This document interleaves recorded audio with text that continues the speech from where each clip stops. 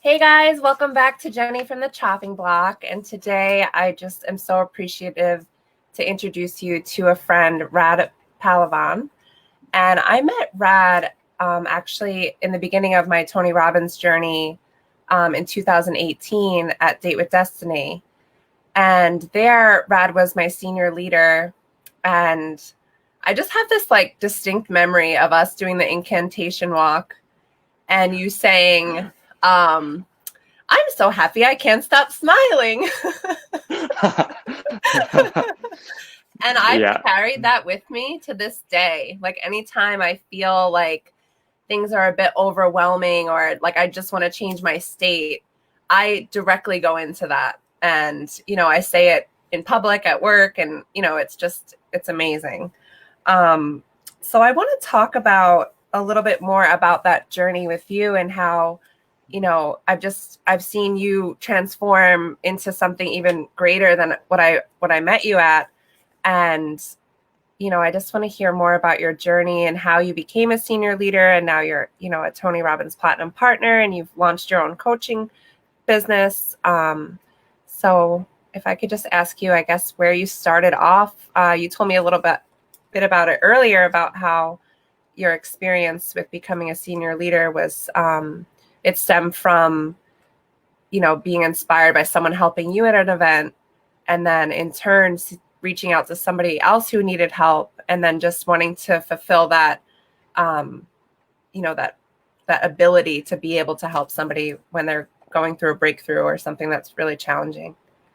hmm Yeah, I mean, geez, where do I start?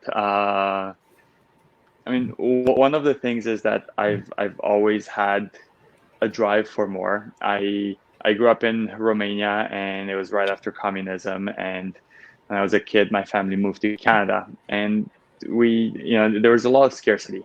There was a lot of time that, the fridge was empty. That's one of the reasons why I've done a number of different food drives and campaigns like that. Also, why I was drawn to Tony Robbins and what he's doing with feeding millions of people. But I've always had that drive inside me where I knew that I never wanted my family to struggle the way that I did, or for my kids to grow up the way that I did. So that there was that driving fire inside me. I just never knew where I could find a way to make that happen. I started my personal growth journey about 10 or 11 years ago. The first book that I read, I remember it was called 92 Ways to Talk to Anyone. Oh. And that was because I was super shy. I felt that I couldn't have a conversation with people. I wouldn't know what to say. And I just needed to find the secrets of how I could have a conversation, how I could, be around people. So that was the first book that I read. And then from there, I started. I was invited to a network marketing company where, for the first time in my life, I was surrounded by other people who wanted more from life.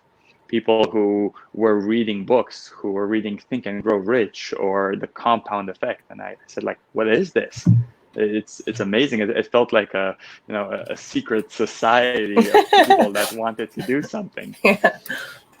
And I knew that I didn't have that anywhere else in my life. None of my friends had aspirations or were talking about growth.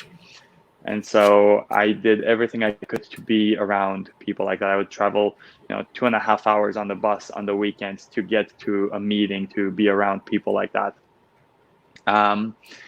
And over about 4 years ago is when I went to my first Tony Robbins event. I remember I was at a book sale where we could, walk around with a box like this and fill it up with books for $5. And I thought, I'm not going to find anything here. But then I walk out with a stack of books like that. And one of the books was Tony Robbins. And it's like, Awaken the Giant Within. I'm like, I have no idea who this guy is, but this is a cool title. And it's also a thick book. So I thought it must be good.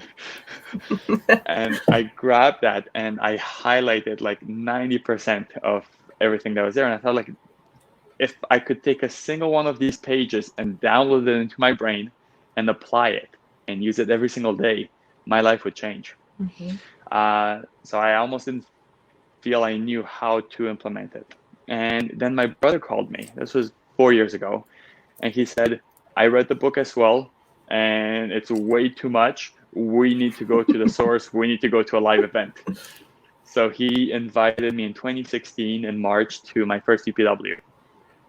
And I remember saying to myself, like, it was $700 and a flight and a hotel. Yep. Like I was making like 40,000 a year at the time. Like that was insane. That was the most I'd ever spent on an event. And when I was there, it completely changed my life. It was incredible. It was the most powerful experience that I've ever had. And at the end of that event, when they were talking about Master University and Date with Destiny, I'm like, I need to be there. And then when they put the price up, I'm like, that is half my year's income. I have no freaking idea how on earth. And what did it is when they said the first 150 people get to be on stage and have a group photo with Tony. Really? When they said that, I don't remember that. I ran to the back, and I'm like, it was at the West Palm Beach Convention Center, so they had like all the different chairs there. I'm jumping over the chairs, I'm throwing them out of the way. I'm in the back. I'm like, I'm gonna go there. Like, your card bounced. I'm like, try for 500. I run back. I grab another card. It took me 3 cards for a down payment for that. And I got like, there were like 2. They would put like a round sticker on the contract, on the receipt, and there were like 2 left, and I got one of them, and I'm running to the front. I'm like, and I remember I'm on stage, and Tony's just saying hi to everybody, and his voice was gone, and so was mine, because I was yelling my head off. You don't know how to play full out. Not even close. Just kidding. And so I'm smiling, my smile's like that, and I'm shaking his hand. I'm like, hey Tony, and he's like, you sound like me.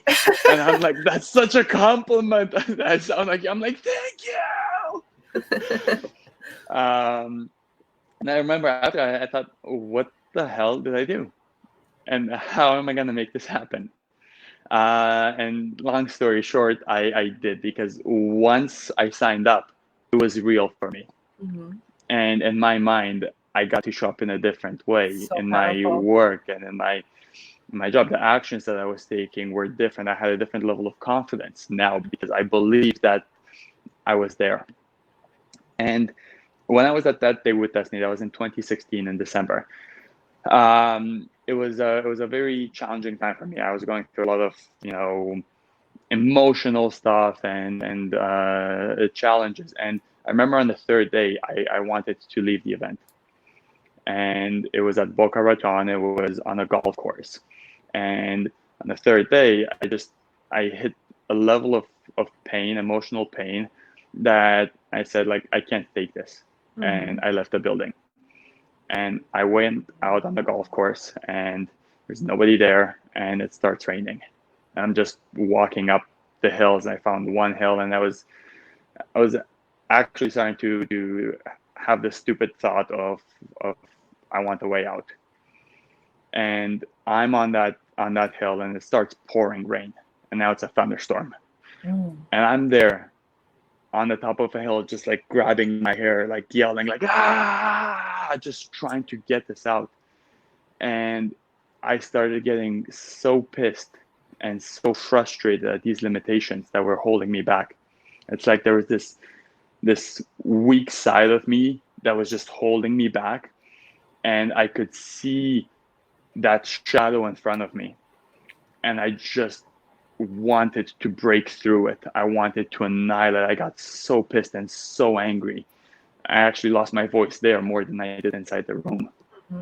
And I went back in the room, and one of the reasons why I also stayed was because one of the trainers that we had on our team, it was Mike, he made such a big difference for me. He coached me through it. Whenever I'd step out, he was able to see that. He was able to come out and check in with me and reframe the situation, saying, I just stay, until the end of the day. And at that point, if you decide you want to leave, then you can make that decision. But I know that this next part will be powerful for you. And I trusted that. And long story short, I stayed through it. It was just mind-blowing. When we got to redesign our values and see that we had control over choosing what emotions to feel and how easy we can make ourselves feel those emotions. I stayed up all night. I didn't sleep. I was just creating. I'm like, this is the Matrix. and at the end of the event, I went to Mike and I said, Mike, thank you so much. You made the biggest difference for me, and I wouldn't be here if it wasn't for you. How can I help other people the way that you helped me? And he said, go crew. And I was confused. I'm like, you mean like volunteer in one of those black shirts? He's like, go crew. I'm like, but what's the leadership course, the coaching stuff? It's like, go crew. I'm like, okay, it's done. I'm crewing. So I signed up for the next UPW. That was July 2017 in LA. And I remember that when I signed up, I said, what are the crewing positions that are inside the room? Because I want to listen to Tony again. Yeah. Right? I always Everybody get who stuck outside crews. the room. I'm always a food team. Not anymore. And I think many people have that question, say, how can I be inside the room? Thinking that they'll go to the event asking, like, how can I get another round at it? And so I got put on the usher team, and which, for the record, is the best team. Really? In my opinion, it is the best team because it's interacting with the participants the most. It's helping the participants as they're coming in, as if they're having challenges. The ushers are almost the first responders. They're the ones who are catching things inside the room, who are able to call for support or call for something else or give directions.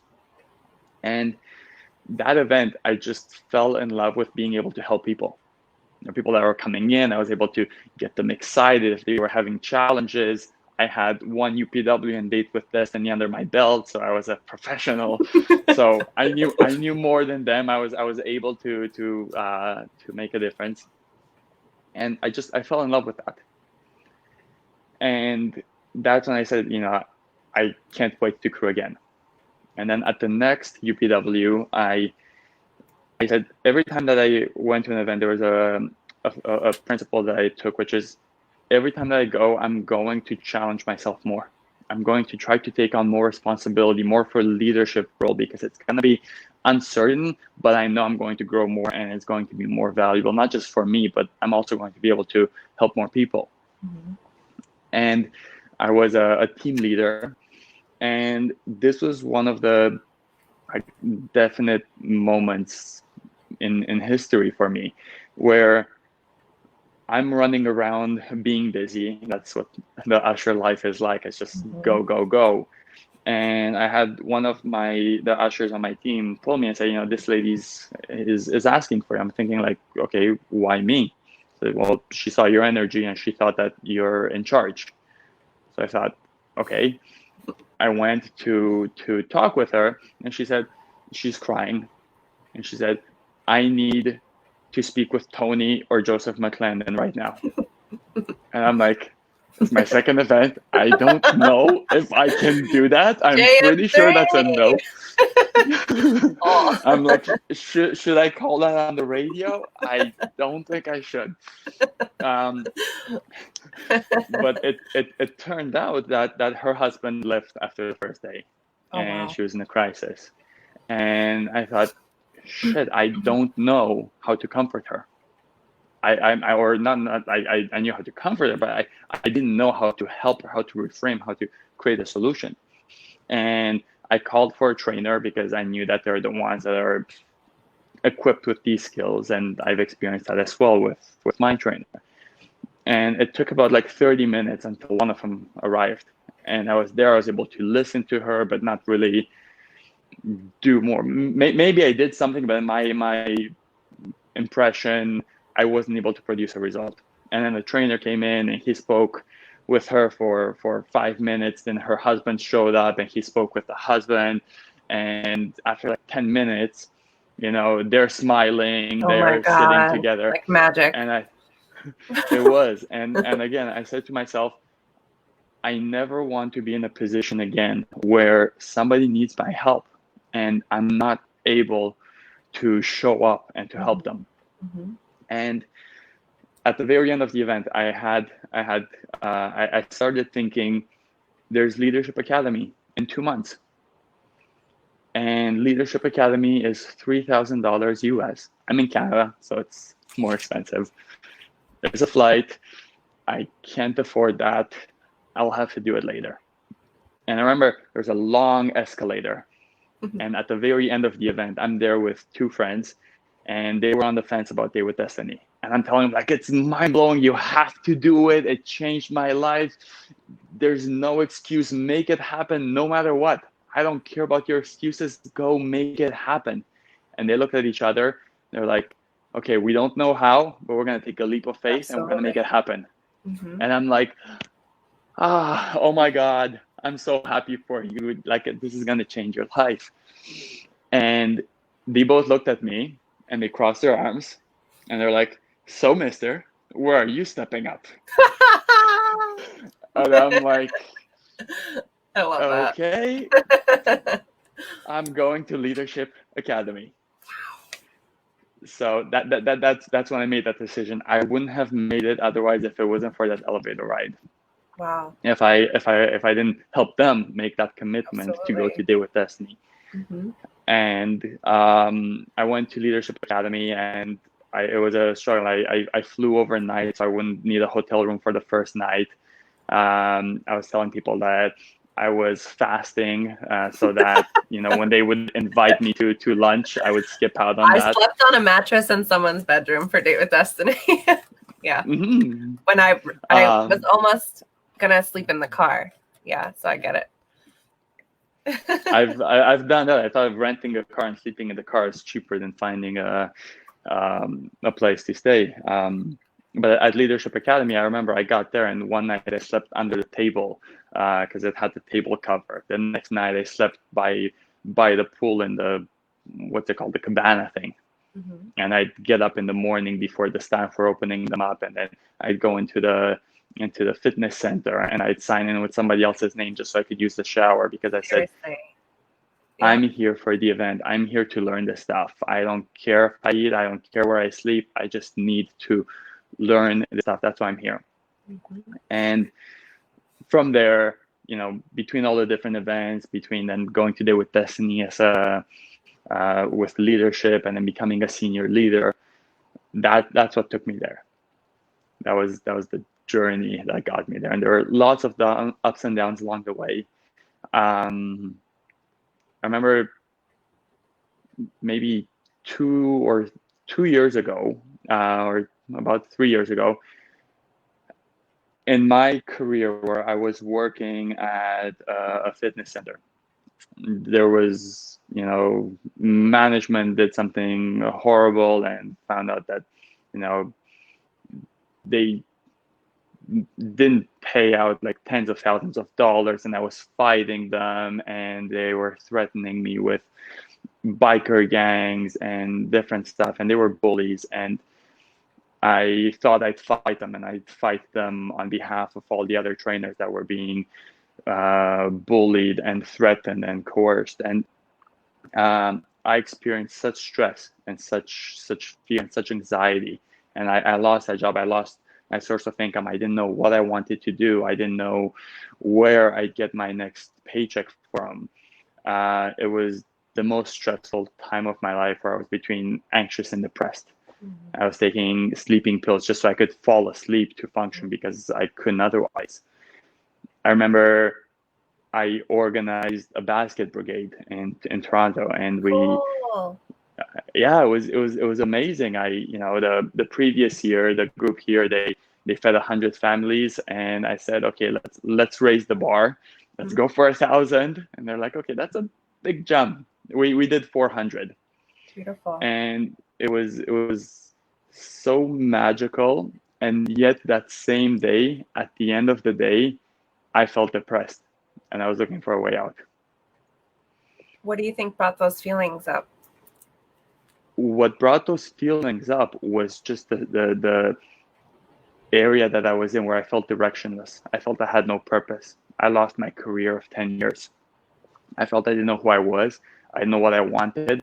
I had fear and uncertainty about the future, about income, about where I'd get that from. I had fear that maybe my life was in danger, or maybe my family was in danger, or I'm dealing with people that are powerful and they're trying to come after me and frame me, and lawsuits and all kind of stuff coming up.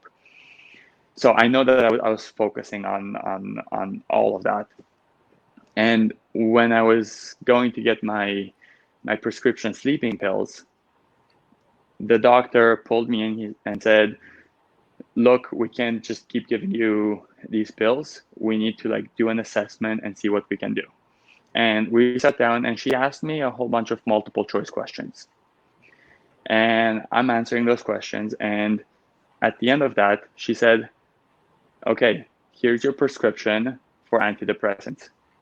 Here's your prescription for stronger sleeping pills. Here's your prescription to see a psychiatrist. You are clinically depressed. Mm-hmm. And you have been clinically depressed from the sounds of it for the past 10 years. And I looked at her and for me, I'm like, you don't get to tell me who I am. And something just snapped. I'm like, you asked me a freaking set of multiple choice questions. There's nothing clinical. I'm in a shitty state because I've got no money. I'm broke. I'm out of job. I'm focusing on crap. I'm picking fights with companies, and I'm focusing on a lot of negative stuff right now. That's why I'm feeling like shit. So I remember at that point, I'm like, thank you. And I stood up, I left that stuff there, I walked out, and I made a decision that screw that.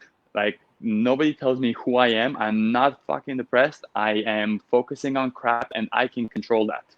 And I changed my state. I changed my focus. I said, I'm going to make this happen. I'm going to figure this out. I'm going to make it happen. I'm going to turn my life around. No more of this bullshit. Mm-hmm. And so that's how powerful a force it is to I think Tony Robbins says that the strongest force in the human psychology is the need to be consistent with who we identify to be. Wow.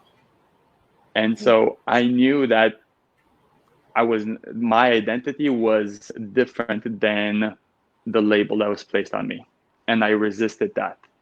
That's beautiful that it worked out in your favor, because I feel like sometimes it works the other way. It can. For me, I had such a resistance to that, and I knew that that's not who I was. Mm-hmm. And I knew I've already gone to a bunch of events. I knew what I was capable of doing. I know how I've been able to help people, and I knew that I was just, throwing a pity party, mm-hmm. and I was just being unresourceful. And so that changed my state. I walked out there like I just did a fire walk. I walked out and I was doing incantations, I got this. Yeah, no more UPW in 1 month. I'm going there. Yeah. So that was the first very serious rock bottom that mm-hmm. that I had, where I spent 3 or 4 months where I was just on the floor, not willing to get up, not knowing what to do, not feeling like anything. And it was just a lack of direction, a lack of feeling of purpose. I didn't know what I wanted to do, because my identity was I was a personal trainer for 10 years. Now I'm not that. What am I? Who am I? That's what I did all day long. Can we touch upon, so I feel like a lot of people in our community, I've seen you at a bunch of events, and I took a deep dive as well. And, but I hear some people say sometimes you're jumping from one course to another, or one event to another. Can you talk about the positive side of that, on why you think we do that, and the benefits mm-hmm. of being in that community?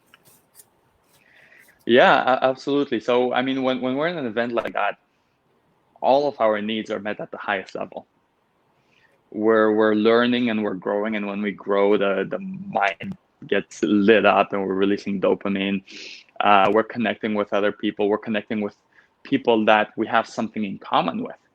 It's like when you go to a party, if you know that you like everybody there, you're gonna have a good time. If you go to a party but you've got nothing in common with the people there, then it's not gonna be such a good time. When you know you go to one of these events, people have a lot in common, definitely in the sense of growing, of learning more, of making a difference. Um, we're connecting with each other. We're in that environment for like multiple days, so it meets all of people's needs on a very high level, and that becomes addicting. And the challenge is when we leave an event like that, if we do nothing to continue taking those same actions, it dies off. And people say, I went to an event and I was hyped up and I was rah for about 3 weeks and then stopped. And it's like, you're not gonna go and do a boot camp one weekend and then you're gonna be fit for the rest of your life, right? You need to be doing things consistently every day, every week, to continue nourishing yourself, to continue feeding your mind that kind of positive, that kind of growth. Because if you don't direct what's coming into your mind, then your environment when you go back home is what throws things at you. And so That when you go momentum. to that momentum, I've gone to over 30 Tony Robbins events in the last 4 years. And even if you can't go to a boot camp and be fit for the rest of your life, but if you go to a 4, 5, 6, 7 day boot camp every single month, You're gonna be ripped. you're gonna be pretty shredded. Um, I so love so that so so much. That's such a good analogy. yeah. I mean, really, if I look back, a quarter of my last 4 years was in that kind of an environment. That changes the scales quite a bit.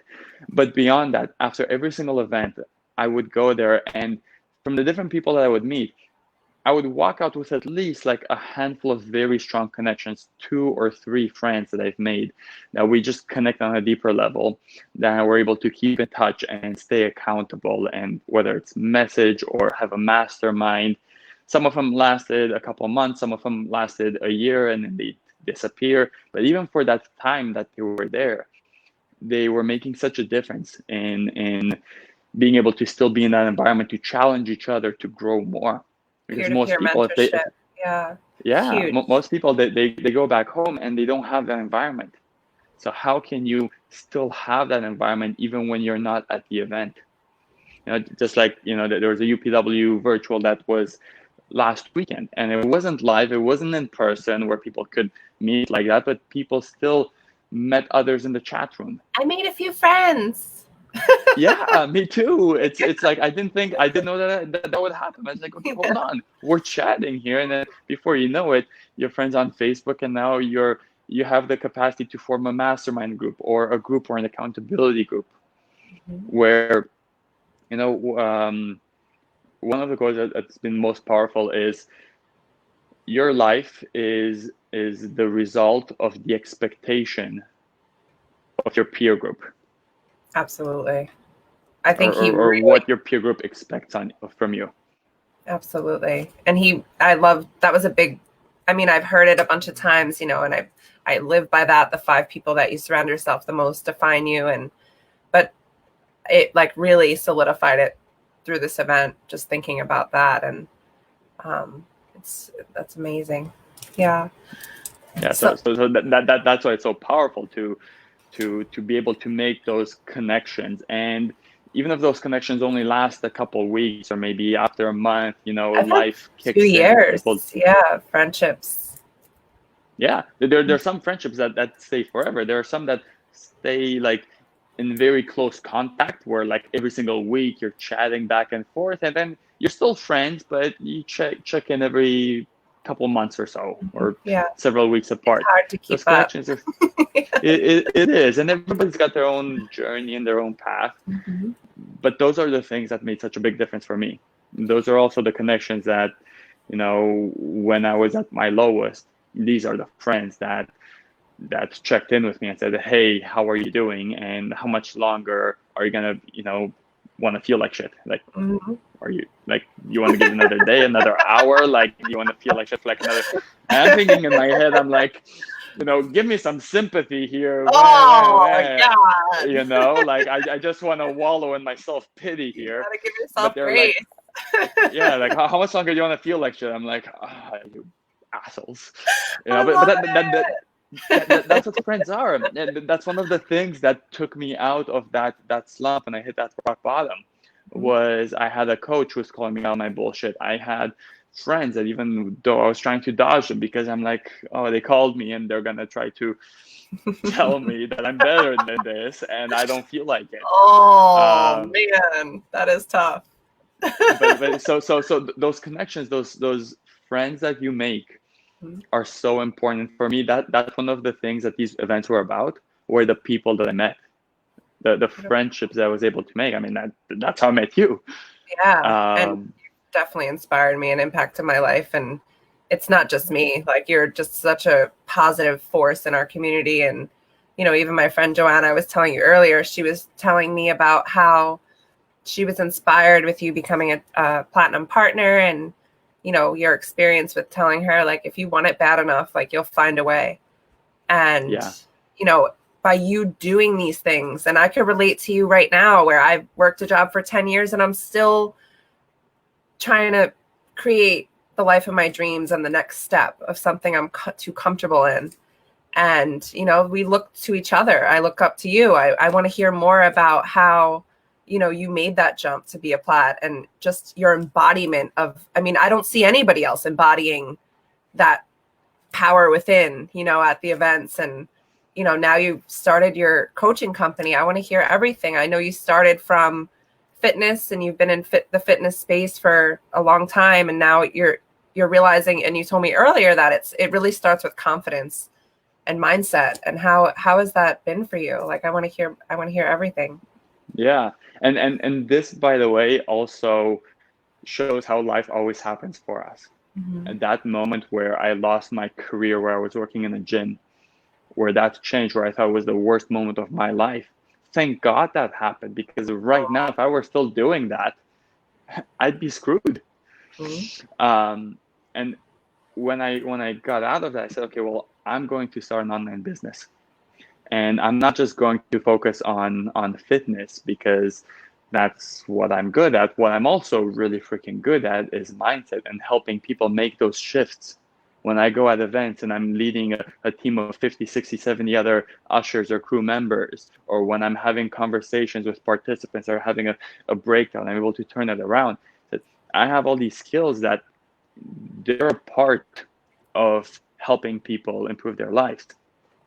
And I designed fitness programs where I had the workouts, and I combined them with the mindset, with priming, with setting Wait the a second. intention. Wait, are you coaching Jameson Felipe? No, Oh, okay. Okay. Sorry. Something came to my mind. Sorry. Okay. But it would be like that. It would be like, okay, you start the workout, and you set your intention. What's your vision? What's your vision for your body, your health, your energy, and visualize that, feel in your body, and stand that way, and do a few incantations with it. And then as you're doing the workout, put a smile on your face, because you're releasing dopamine. So you're conditioning your nervous system to associate pleasure with the exercise. And then stretching would have priming and gratitude, because you're breathing deeper, which puts your body into the parasympathetic nervous system, which is the relaxed and delivering oxygen to your muscles, which actually physiologically improves how effective your stretching is, and how effective your workouts are, and how you're actually recovering versus draining yourself. So I was combining all of these things and doing a mindset course with the fitness program. And I was doing that for about a year. And I remember when I went to Business Mastery, they asked the question, what business are you in? And I said, I'm a fitness coach. And then they said, what business are you really in? And I said, I'm in a business of helping people create the fitness, energy, and confidence, or that they can change their lives. They can take their lives to the next level. And I went in with the idea that if I help them create that confidence, that energy, that vitality, that mindset through the workouts, they'll be able to take that and apply that into the other areas of their life, because that's what I did. It was through my physical conditioning that I created the discipline, the mindset to be able to go after everything else in life that I have with that same kind of mindset. Just keep going, push through the pain, keep going.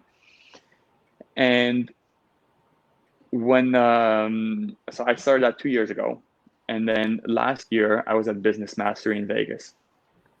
And they were talking about Platinum Partnership. And Platinum Partnership was something that I had the pamphlet on my vision board for 3 years. Mine's everywhere. I even have the keychain. Yes. I want to be a lion, though. No. Yeah, I know. When they came up with that, I'm like, really? Okay, fine. In a year from now. And I remember I was sitting in the room when they had that presentation. I was in tears because I knew that that's where I wanted to be. But at the same time, that was more than I made in a decade in my job. I'm like, how am I going to, like, I don't know how, but I went there. Every time that they had the Platinum presentation, I was there. And I was looking at the people there, and I could say to myself, I'm going to be a Platinum partner. I'm going to be here. I'm going to surround myself with these people. I'm going to grow into the kind of person that can make an impact in the world at this level. And when I was at Business Mastery 1 year ago, Tony said, what are 2 decisions that you need to make? And I just knew that one of them was Platinum Partnership. And I said, my inside voice said, how the hell are you going to do that? You need to grow your business 300% just to be able to make the payments, just to break even month by month. So I said, okay, I'll join when I grow my business 300%. And then I thought, how am I going to grow my business 300% by myself? I've never achieved something like that on my own. How will I do that without surrounding myself with people like this? And I knew that I had to do that. And so I joined. I took that leap of faith. I felt amazing. I was able to meet Tony and have a conversation. I was able to thank him for how he changed my life. And the next month, my business went from, I don't know, it's about like 7,000 or 8,000 a month. It went to $247. The month it dropped after down. Mastery. Yeah, oh it dropped down. Okay. I've lost my clients. The business was just it went nowhere, and I was trying to restart it, and then I asked myself the third question from Business Mastery: what business are you in? What business are you really in?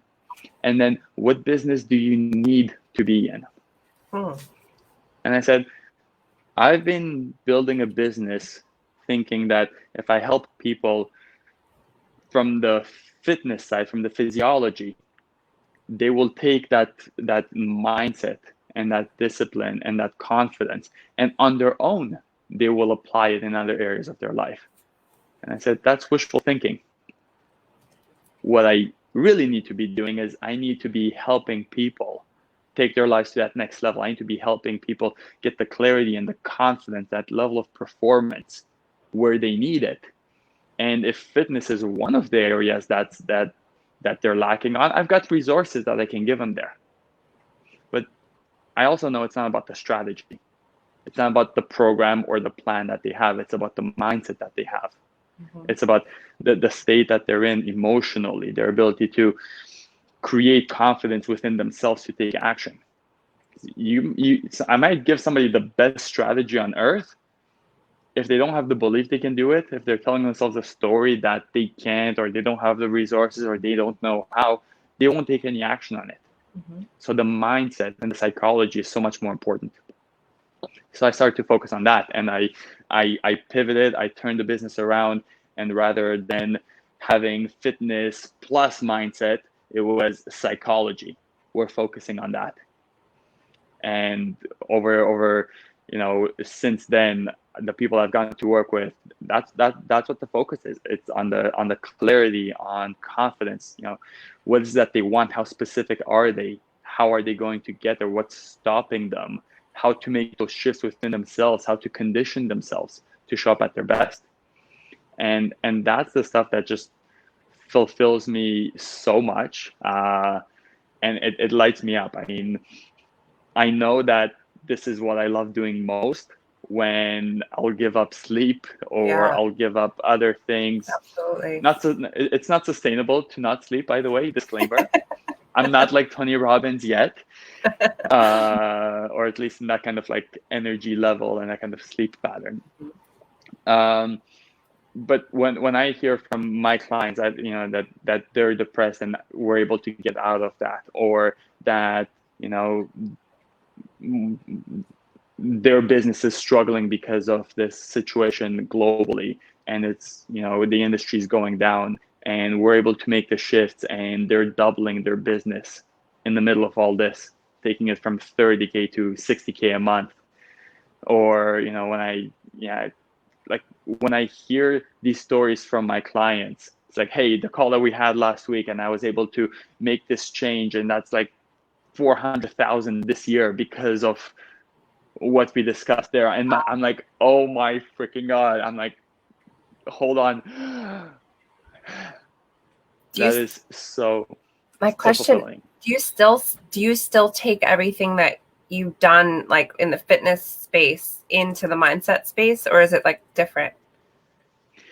It's changed. So it was that there's definitely a foundation. So I started to look back and look at, okay, what was it that I was doing with my clients that's creating those results in the fitness arena? And what was the actual formula? So for example, seeing yourself and having clarity on your end outcome of what you want it to look like. That's something that in every area, if I'm working with somebody, or if I'm having a conversation with somebody and they have a business and they say, well, I want to grow my business. What does it look like at the next level? Do you have clarity of what you want? Do you have clarity of what it's going to look like when you get there? Creating that confidence in yourself, that belief. When I think of confidence, I'll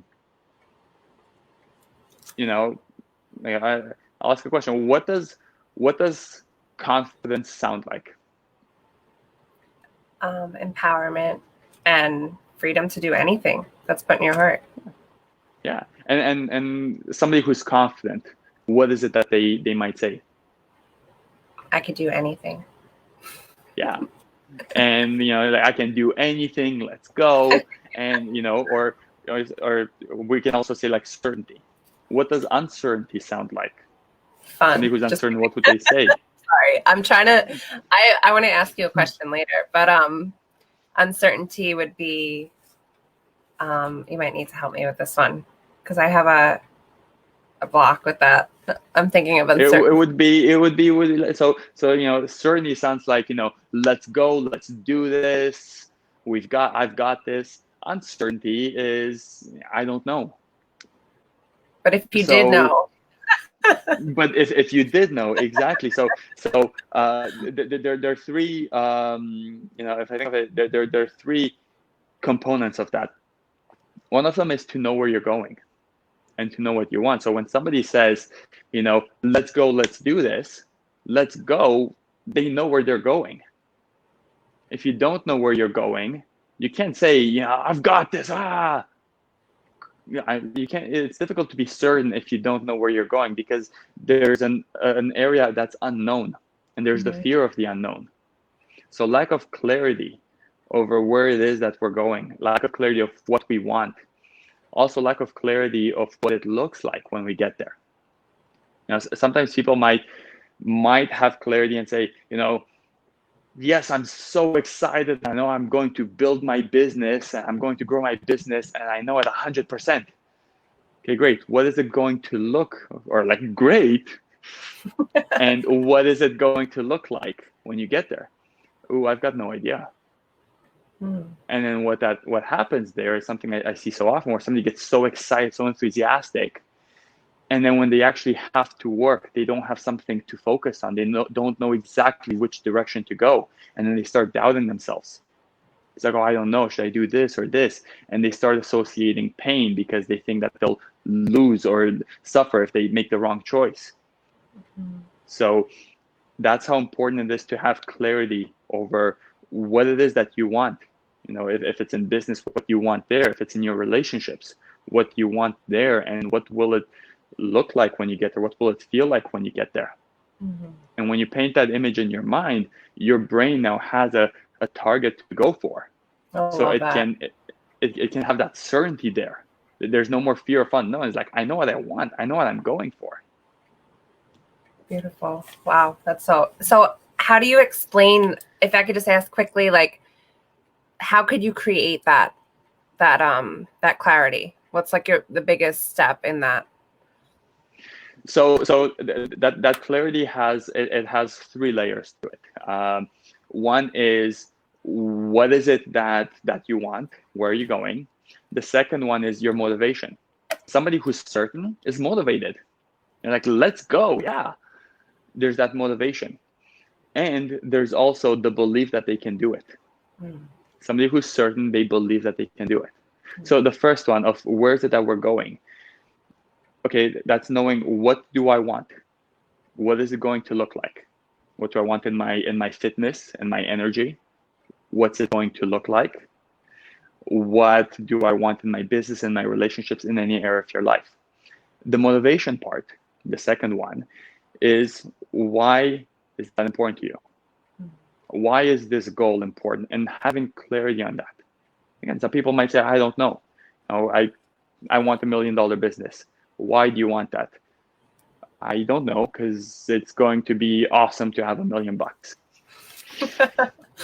That's not going to be motivating. Motivating means there's more of a motive to go towards it than to go away from it. And this is where we look at pleasure versus pain. The reason why we want something determines whether somebody associates pleasure with it or pain. You know, you're thinking about, I want $1 million business. Well, of course, that's going to be pleasurable. So I'm going to be motivated to do it, because who doesn't want $1 million? Okay, yes. Now, here's what it takes to build $1 million business.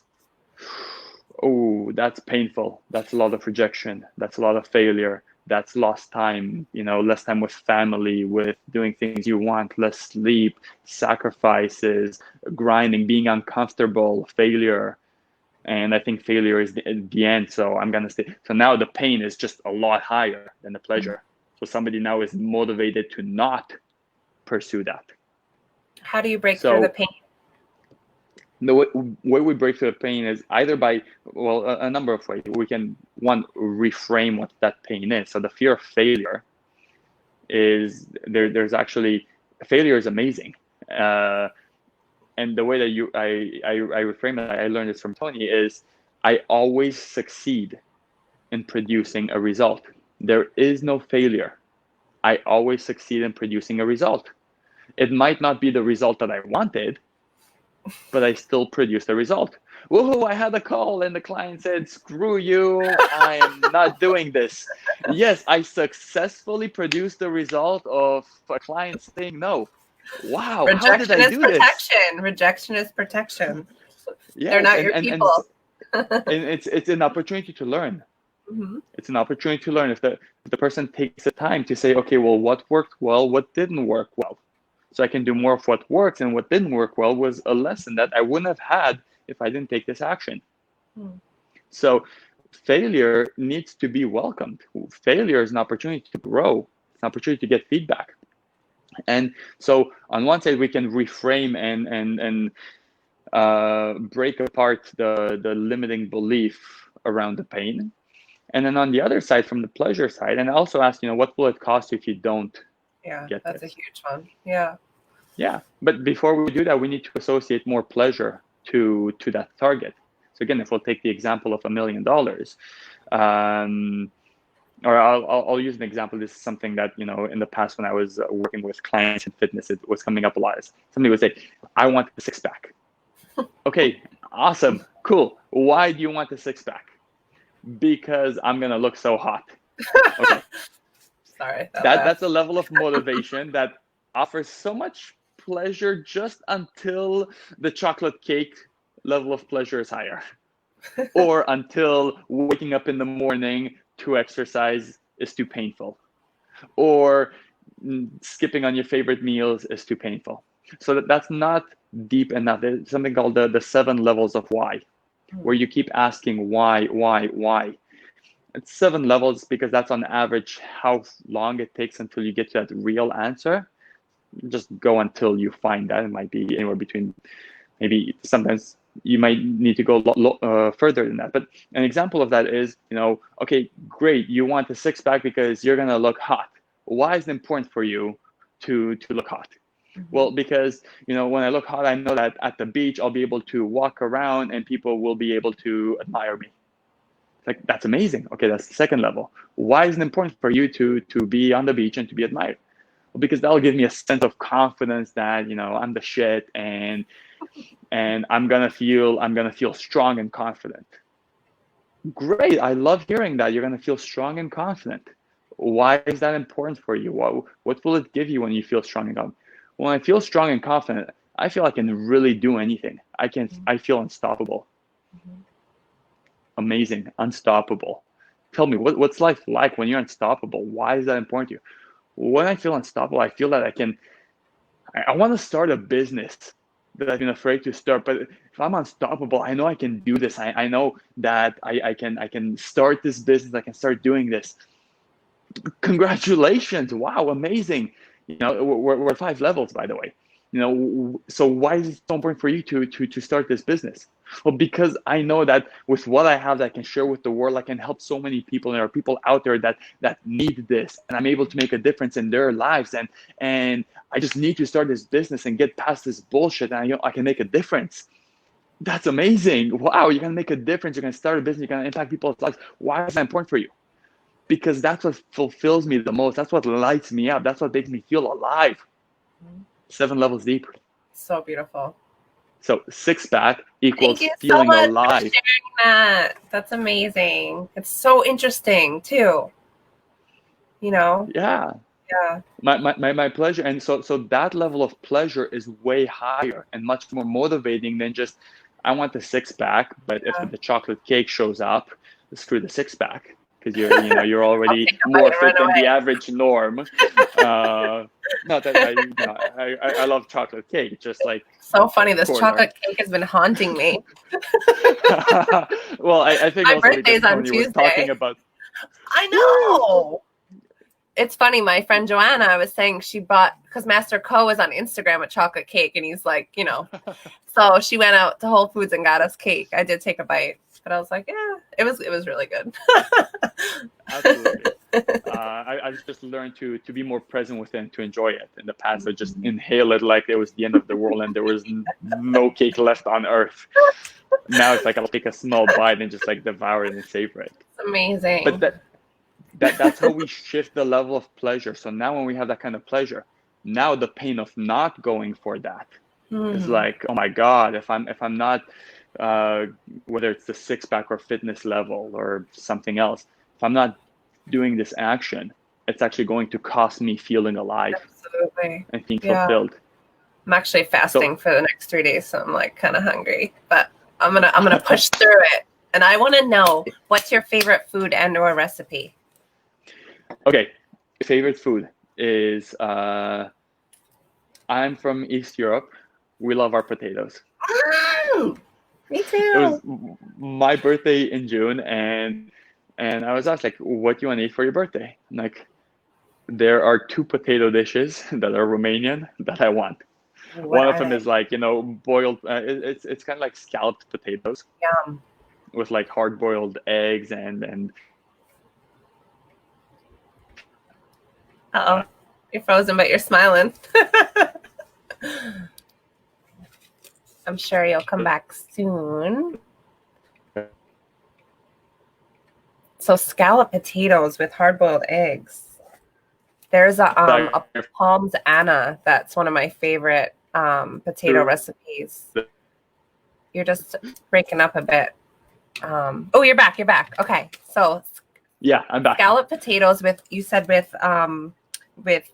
eggs. Can you explain more? Yeah. So you boil potatoes. You hard boil eggs. You take a casserole dish. You slice the potatoes. You put a layer of the boiled potatoes. Then you put a layer of sliced hard boiled eggs. Then you put a layer of sour cream. Then you put a layer of potatoes, hard boiled eggs, sour cream. Like a cake. Yeah, it's like a layered potato cake. Wow. And then that goes back in the oven and it comes out and it's so freaking delicious. So, I mean, it's been 2 years or at least 1 year since I had that. So I'm really craving that. I'm going to have that. That's happening. I love it. I want to make it too. Yeah. Is there a name for it I could look up so I could put it on chopping block? In Romania, we call it French potatoes. French potatoes? Yeah. Oh, okay. I'm going to look up. They're not French fries. And I don't know why they're French. Everything with potatoes, I suppose, comes to France somehow. Beautiful. So I just want to ask you another question before I ask you another question that I ask everybody. I want to hear about your course. Did you just do a course recently? Did I attend or I masterclass? Did you do a masterclass? Oh, I did a masterclass. I did a 5-day challenge and then the masterclass, and then I also have a group coaching program course. Can you tell me more about that? How'd that go? So it went awesome. So the 5-day challenge, it was about really the pillars that I found are at the foundation of somebody having peak performance, of somebody functioning at their best. And what all of that breaks down to is clarity on, like I mentioned, clarity on where it is that you're going. I call it your VIP, your vision, your impact, and your purpose. What are you going for? What's the impact that has? What's that impact, whether it may be just impacting your family or maybe impacting the world, and what's that purpose, and the 7 levels deep.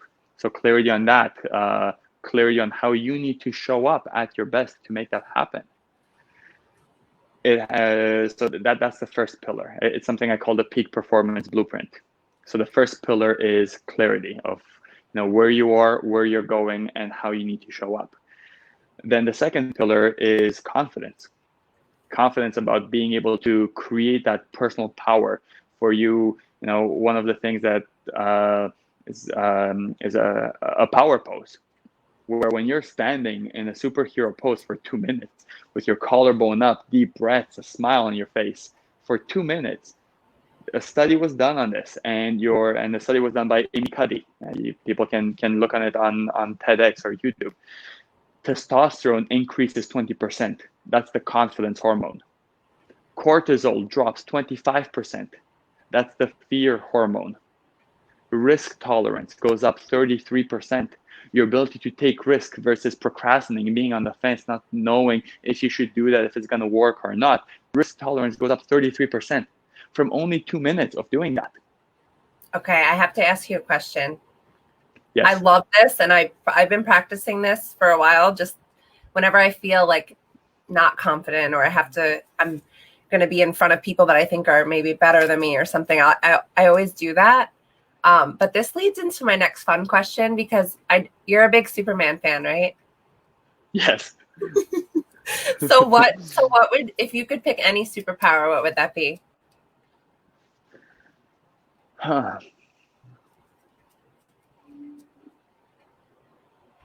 It's between reading minds and being able to fly. Sounds about Superman. I like it. I think flying, that would be so cool. I'd just be able to fly, past the border when they say you can't fly, just bye. I'm going there. or be in nature. I love nature, so I'd fly to the top of a mountain, or just like watch the best views, or go and fly and spend time with people I love spending time with, or that'd be a really cool superpower. Sorry, okay, I had to ask because I'm like, that's one of the questions I ask, and you're kind of going there right now. So back to confidence and the superhero pose. So that power pose. So for 2 minutes, it does that. Now, if we put ourselves in that state, we pull the shoulders back and we really stretch ourselves and lift the collarbone up just a little bit higher, and stand up just a bit taller and even more powerfully. For a lot of people, after 2 minutes, their muscles are going to start getting tired. So this goes into the next thing of conditioning it. Of, are you able to maintain that level of there's the confidence has two components. One is mental, one's physical. The mental side is about what it is you're focusing on, focusing on what you want, what it's going to look like, focusing on it working versus not. What does it mean to you? What you believe about yourself? There's the psychological aspect of it. But then the physiological aspect of it is there's a certain physiology where your blood flows, where your nervous system associates that with that increase in testosterone, risk tolerance, the drop in cortisol. And it's like holding a plank, and you're holding a plank for 2 minutes. How do you get yourself to stay like that most of the day? Not that you need to stay like that all the time, but it needs to be easy to get to. If 2 minutes is a stretch. And this is where it needs to be done again and again and again, that it goes from, it goes through the levels of mastery. There's cognitive understanding, which is you've heard the concept, wow, power pose, let me make a note, this sounds really cool. Then there's cognitive mastery, which is I know it, I know exactly what it is, I know the numbers, I know the statistics, it makes sense, I can teach this. Then there's emotional mastery, where you've linked pleasure and pain with it.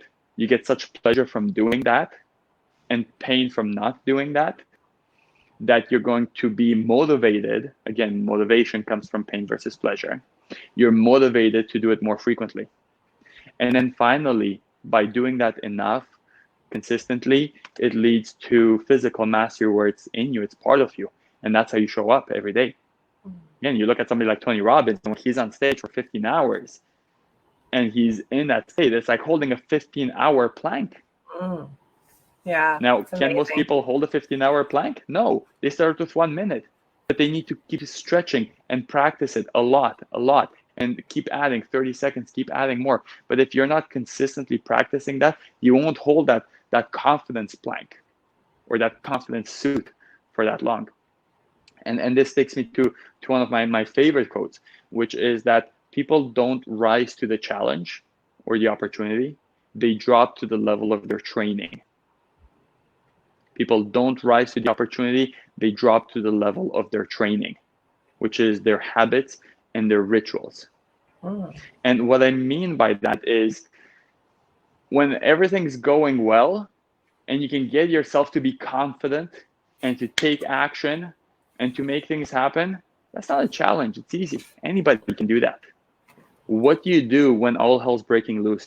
What do you do when you turn on the news and you find out that you can't walk outside, you can't breathe, you can't see your loved ones? What do you do when you find out that you're losing your job, or your business is going down, or a loved one is in danger, or there's uncertainty? That's when it matters, because right now, when we're in survival mode, that's when you drop down to your habits and your rituals. And if people have conditioned a habit of fear, that's what will show up.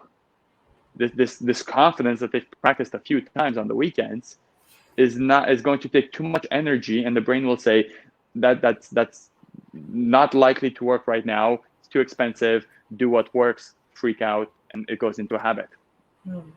So it's about conditioning yourself like that. An analogy I like to use is, imagine I say, I don't run. I don't like to run. Every now and then I feel like it, so I go for a run maybe like twice a year. But I know that if I go into the Olympic Stadium and everybody's cheering and it matters most, I'm going to win first place. No way, you haven't conditioned that. You're not going to be able to generate that. Or if you do, it's not sustainable. And this is a part that's important, because many super achievers make this mistake, and I have in the past. I used to pride myself on that, which also gave me a sense of certainty, which made me do this destructive behavior even more. And this is a trap many people fall into that leads to complete burnout. Thinking that you work best under pressure. Bullshit. No, you don't. You don't work well under pressure. I'll tell you this right now. Physiologically, scientifically, under pressure, your brain is in survival mode. Mm-hmm. In survival mode, it's in fear mode. In fear mode, your cortisol goes up, your risk tolerance drops. Your ability to consider more options is out the window. Your ability to be open-minded changes. The focus narrows in, and there's only one way. You have an adrenaline pump, because when you're in fight or flight, your body thinks it's about to die, so it needs to pump adrenaline. You've got blood flowing to your arms and to your legs, away from your organs, and now you're just laser focused, and you're going to drive through, and you generate a superhuman level of strength. This is like the stories where, in a car crash, the mother rips off the door of the car to take the baby out because the adrenaline's pumping. You have superhuman strength. But adrenaline pumping through your body is that's your reserve fuel. That's your like emergency energy generator. When that burns out, you have adrenal fatigue. You're toast. You're taxing your body so much, it's going to burn out. You think that you work better under pressure. The only reason you think that is just because, when you looked at that task before, you said, well, there's pleasure if I get it, but there's too much pain of possibly failing, so I'm going to put it off. I'm going to avoid it. But now when it's due, or now when the bills are due, or when you need to deliver, when you need to show up, the pain of not doing it is now much more real. It's much more present. And that's where most people finally kick into a higher gear and they make it happen. But it's not sustainable. You can rely on it when shit hits the fan. You've got no other choice. And that's why the body finds a way to make it happen. But it's not sustainable long term. So that's where the rise to the challenge, or under pressure you rise to the opportunity, rise to the challenge. That's where I think that idea came from. Somebody has a different idea, please let me know. I love learning about this. But really, rising under pressure just means that fear is present enough, and it's something that we could have done in advance. Something that with anticipation could have been dealt with looking at pain versus pleasure association, looking at the belief, looking at the motivation, looking at the clarity of what I want and why is this so important for me to do it now. It's something that could have been dealt with in advance, and that gives you much more flexibility and options to consider and maybe make better choices instead of the only option left. I love that. So that's it. It's so powerful to condition yourself to be at your best when you're at your worst. Mm-hmm. Yeah. Thank you for sharing, and your generosity and all these knowledge points. I want to come back, and because I'm like, I still want to digest it. Like, it's a lot of good stuff you're sharing with us. Yeah. So, well, if we can just sum it into, so there's clarity of where you're going, how to show up. There's the confidence that you not just create in yourself, but you also need to condition. That's where the rituals come in. That's where you need to condition yourself to have that kind of confidence, to have the kind of energy, to have the vitality. Because if you're low energy, the battery's empty. It's not gonna move you forward. I think so that was the conditioning. That was the catapult for me to, like, I've lost 25 pounds throughout COVID, and it's funny, my New Year's resolution for 2 years, I've been through some stuff, and I use food sometimes as a comfort. But I think it was really to be able to have that, like, I reframed my why, like, to have that energy, to be able to have that confidence, to show up for me, really made things happen this time. Yeah. So that's amazing. Way to go. It's really, it's associating that. In the past, myself, I used to equate exercise and nutrition to looking shredded. Now it's not about that. Now it's about how do I have vibrant energy so I can be at my best, because I've got a mission. And so we have those two components that there's the clarity, there's the confidence, and then the final pillar of that peak performance blueprint is really about your level of performance, your level of productivity, about being able to have a strategy, about being able to make decisions effectively, to be able to execute, your level of productivity, about knowing your metrics, knowing what results you're getting, knowing how to check in, and knowing how to have a priority management system, not a time management system. I like that. Not asking what do I have to do, but what is my top outcome? What is it a must? Why is it so important that I'm so motivated to do it? And then what are the top things that will make this outcome happen? And the commitment is to the outcome, not the to-do list. Yeah. The strategy, Absolutely. the plan might change. COVID happens. All this stuff happens. The strategy changes. If you're committed to the outcome, you adjust. If you're committed to the strategy, you feel that you're in trouble because that's gone. So that final component is really about having now that clarity and confidence, putting them together, and now executing, making it happen, and strategy. And it was funny. I was journaling just last week, and I was thinking, what am I? Am I a coach? Am I a motivation guy? And I thought, I'm a strategist. And I started thinking that how much I love strategy. And I went back to when I was a kid, and I played strategy games, and I would love chess and, puzzles, and, finding the impossible, finding a way around, and finding challenges and overcoming them, and just thinking that way. And now with this arsenal of tools of psychology and mindset, that's what I love doing. When I'm on a call with a client, it's like, okay, great. Well, there's the psychology here. And now from the business standpoint, it's like, okay, well, let's go to some strategy over here. And that's like super exciting. But, whatever goal that we have, what's the strategy to go make it happen? And if one way doesn't work, how do you work around it? What are different ways? What avenues have you not considered? And just make it happen. And that commitment needs to be to that end result, not the tools, not the map to get there, because the map may change. Yeah. And very often when we make a map, it's just a theory. It's an assumption. And then when we're out in the field and we're taking action, we're like, well, I didn't expect this to happen. For sure. And if anybody's building a business or doing something new, guess what? You're going to run into things that you didn't expect. Now, you can learn from a coach and a mentor, which, you can anticipate some of that. Some of it will be from experience, and will have to be from experience. Absolutely. But you can shortcut that by learning from others. And that's something that, for me, has made such an impact. In the past 4 years, I invested $250,000 in my growth and in coaching. This year alone, I invested another $250,000. I've got 4 coaches right now per week. Wow. On different levels, on my energy, on my performance, on mindset, on one that's just for like strategy. So continuously challenging yourself and learning from people who have the result that you want.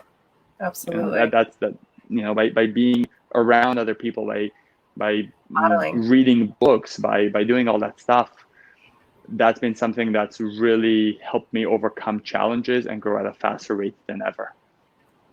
You're amazing. I appreciate everything that you are and everything you shared with us. I just want to acknowledge some of our friends that showed up for us. I don't know if they're still here. So Amanda, hi, how are you, love? I see you on Anil's course today. Can't wait to dive in that with you. And Lorelai, thank you. I don't know if she's saying that you look beautiful, Rad, or me, but thank you. It's all you. Leva, I love hearing places people slept for Date with Destiny. So funny. So amazing what people do for knowledge. It's true. It's so true. And Fred, what's up? Rad is a rock star. Fred. Good to see Thank you, Fred. And Diana just popped on. Rad is amazing, sending so much love and light from Germany. Love Diana. Diana. She was a big part of us connecting again. So just want to show her just as much love, I if not more. remember I met Diana. I was at the Day with Destiny last year, and Oh, wow. it's so amazing. She has been such a light in my life, and I want to interview her soon. So in a couple of weeks, she'll be on as well. Amazing. Yeah. And Fred, you rock. Thank you. Thanks, Fred. So, Rad, is there anything else that maybe has helped you through this time, or something that's on your heart that you want to share to inspire us all? What's helped me through this through this time the most was really being connected to my mission. And there were times that I was derailed. I was looking at what's going on in the world, and between a frustration with how things were happening, and then also a feeling of helplessness that I couldn't help and make a difference with this. And I know that very many people watching this are experiencing that, where they're thinking, I want to be able to help, but how can I make a difference? And there's a part of me that felt guilty at times for focusing on my business and focusing on growing that. And sometimes I would read some posts from people saying, it's not business as usual, and it definitely isn't. But some posts are saying, how some people or coaches are just going on as if nothing's happening. And I thought, how can I make the biggest difference right now with what's happening? And that's by me showing up at my best. So one of the things that I did was my daily rituals. I cranked that up with daily exercise, meditation, visualizing, priming in the mornings, in the afternoons, in the middle of the day, reading. I increased my daily rituals because I know that my level of training and conditioning determines how I show up. So I needed to raise that bar. And we have more time. Yeah. I don't know about you, but I have a little more time to do that as well. It was, and then the other part was just connecting with my mission. And at the beginning of the year, I had no idea how, but I said it's gonna happen, and it is. I said I'm impacting 1 million lives, and I'm helping 200 entrepreneurs transform their business and their life. And I had no idea how I was gonna do that, but it's working out. It's happening. I did a fundraiser where I helped feed 50,000 people. I've got some other things coming up later this year. But I stayed connected with that mission. And I said to myself, this is how I'm able to make a difference during this time. I'm able to make a difference in people's lives by being there for them while they're freaking out and they're losing their shit, or they're struggling, or their companies are maybe going down, and their families are going to be struggling. And by helping them, I'm helping their families. Or, I have a client that is working with a huge company. They've got over 1,000 employees, or 1,200 employees.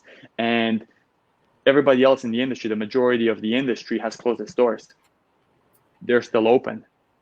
And I know that the work that we're doing is helping that happen. And so I know that I've played a role in 1,200 people still keeping their jobs, being able to feed their families and have a level of certainty. And I have redirected my attention. My focus is now more than ever. I need to stay focused on what I'm doing and to be able to help people, because right now more than ever, people are struggling. So what's most meaningful and fulfilling to me is to be able to help people and to help them improve their lives.